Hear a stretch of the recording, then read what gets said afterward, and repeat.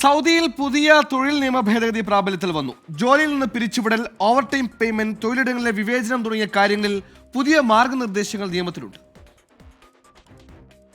തൊഴിലാളികളുടെയും തൊഴിലുടമകളുടെയും അവകാശങ്ങൾ സംരക്ഷിക്കുന്നതാണ് സൗദിയിൽ ഇന്ന് പ്രാബല്യത്തിൽ വന്ന തൊഴിൽ നിയമ ഭേദഗതി.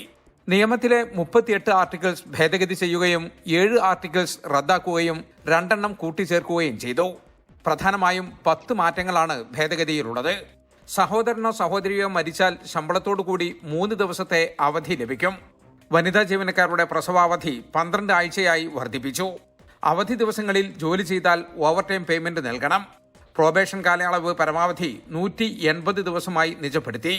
സ്ഥാപനത്തിൽ നിന്ന് തൊഴിലാളി രാജിവെക്കുകയാണെങ്കിൽ 30 ദിവസം മുമ്പ് കമ്പനിയെ രേഖാമൂലം അറിയിക്കണം.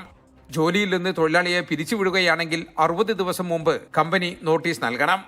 എന്നാൽ ഇതു സംബന്ധമായി പ്രത്യേക കാലാവധി തൊഴിൽ കരാറിൽ പറഞ്ഞിട്ടുണ്ടെങ്കിൽ അതായിരിക്കും ബാധകമാകുക. തൊഴിലാളികൾക്കിടയിൽ സ്ത്രീകൾ, പുരുഷന്മാർ, പഴയ ജീവനക്കാർ, പുതിയ ജീവനക്കാർ തുടങ്ങിയ വിവേചനം പാടില്ല. തൊഴിൽ കരാർ ഡോക്യുമെന്റ് ചെയ്യുകയും പുതുക്കുകയും വേണം.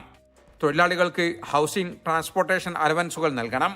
ജീവനക്കാർക്ക് തൊഴിൽ പരിശീലനം നൽകാൻ കമ്പനികൾ പ്രത്യേക നയം രൂപീകരിക്കണമെന്നും പുതിയ നിയമത്തിൽ പറയുന്നു.